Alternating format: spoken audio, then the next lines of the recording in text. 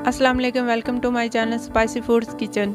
आज मैं आपके साथ बहुत ही हेल्दी ड्रिंक शेयर करने वाली हूँ। अगर आपके जिस्म में खून की कमी है तो आप केले और खजूर का इस्तेमाल करके खून की कमी को पूरा कर सकते हैं। इसे बनाना बहुत ही आसान है। चले तो बनाना स्टार्ट करते हैं। सबसे पहले 6 से 7 खजूरों की गुठलियाँ निकालकर इन्हें ब्लेंडर में डाल लूंगी।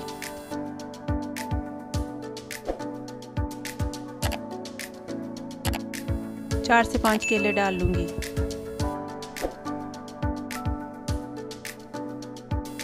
अब इसमें 2 गिलास दूध ऐड करके साथ ही 1 चाय का चम्मच चीनी डालकर इसे ब्लेंड कर लूँगी। चीनी ऑप्शनल है, अगर आप डालना चाहते हैं तो डाल सकते हैं, नहीं तो स्किप भी कर सकते हैं। माशाल्लाह से हमारा हेल्दी ड्रिंक तैयार हो चुका है जो सेहत से भरपूर है। उम्मीद है आपको हमारी वीडियो पसंद आई होगी। अगर पसंद आई है तो हमें लाइक शेयर सब्सक्राइब ज़रूर करें और दुआ में याद रखिए। अल्लाह हाफिज़।